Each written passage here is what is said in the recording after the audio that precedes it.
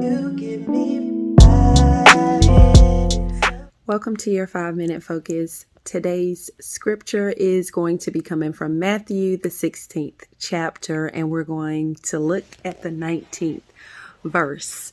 And we are still talking about giving, and this week is the week of Thanksgiving, so it is a great time to really just think about how blessed we are, how grateful we should be for all of the things, all of the many blessings that God continues to place upon us. And it's also important during this time to think about how we can be a blessing to others. How can we give to others, whether it's our time, whether it is monetary, or it could just be resources, connections, whatever God has blessed us with, we are to utilize that for the upbuilding of His kingdom. And speaking of His kingdom, in Matthew 16, verse 19, it says, I will give you the keys of the kingdom of heaven, and whatever you bind on earth will be bound in heaven, and whatever you loose on earth will be loosed in heaven.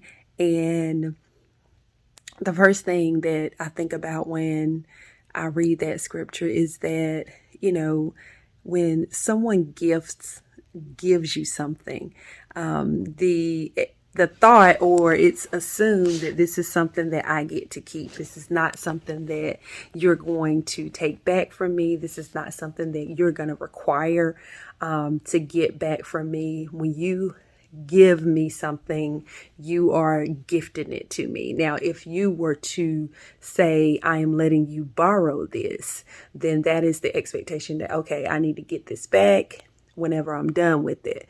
But when you give someone something, there is no expectation of you to get something back. You are giving it. And in this scripture, He is telling us, I will give you the keys to the kingdom. And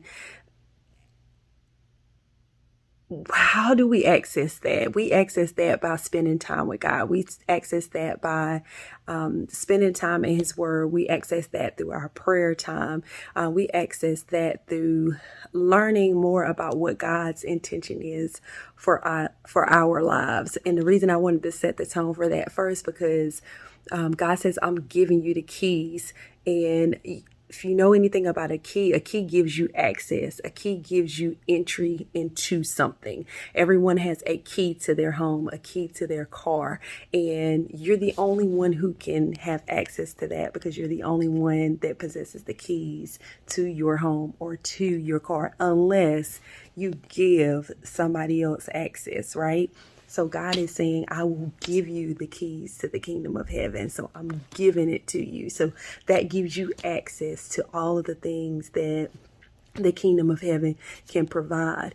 And He says, with that, whatsoever you bind on earth shall be bound in heaven. So whatever things you restrain or you lock up and you say, hey, this is no longer gonna be a part of my life, then that thing will be bound on earth. And whatever you loose on in heaven shall be loosed on earth. So the things that you declare over your life, the things that you speak over your life, the things that you speak over your family, over your friends, like those are the things that are loose. So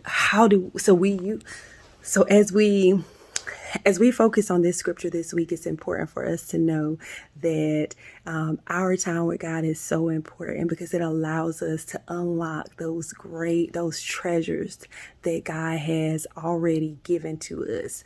And He's given us the keys, which gives us access to power. It gives us access to authority. It gives us access to joy. It gives us access to love, peace. It gives us access to patience, to gentleness. It gives us access to the characteristics of God.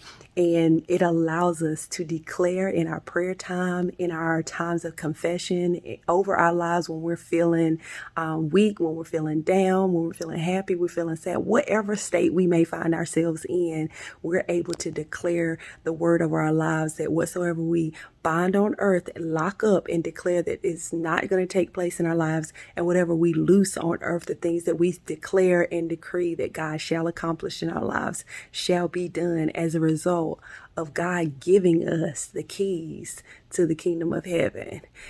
This is exciting for us to know.